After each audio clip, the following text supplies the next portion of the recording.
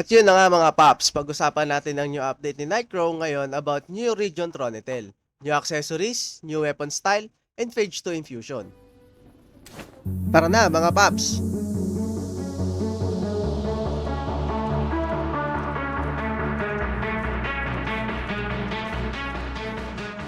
Unahin na nga natin ang Tronitel region.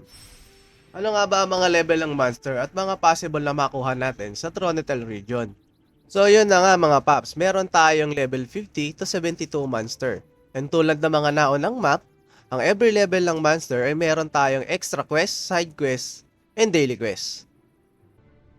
Sa Tronitel daily quest na din natin, makukuha ang crafting materials para sa infusion tab update ni Nightcrow. At eto na nga mga paps, ang pinakahihintay ng lahat.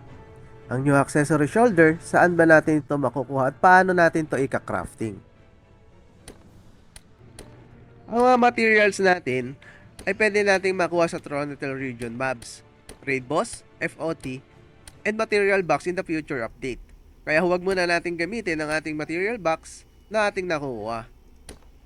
Ito na nga din ang possible nating i-craft na new accessory shoulder from tier 1 to tier 2. At kung ano-ano ba ang mga materials na kailangan para ma-crafting natin ito.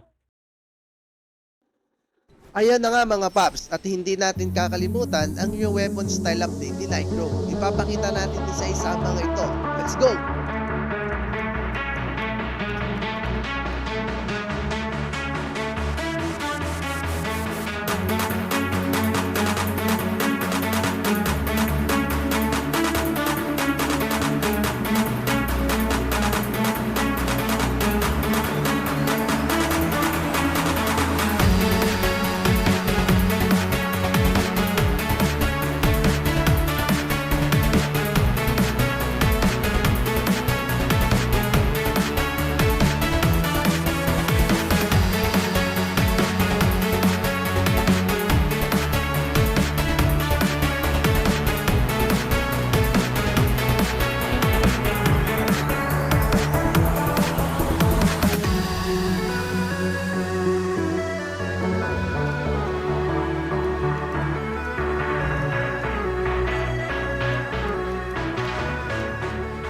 Yun na nga mga paps, maraming salamat sa pag-stay at pagtapos sa ating video.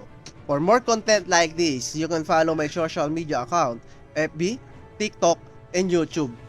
And you can support me by sending seed through my streamer support code SAM1 #1595. More power, Nightcrow!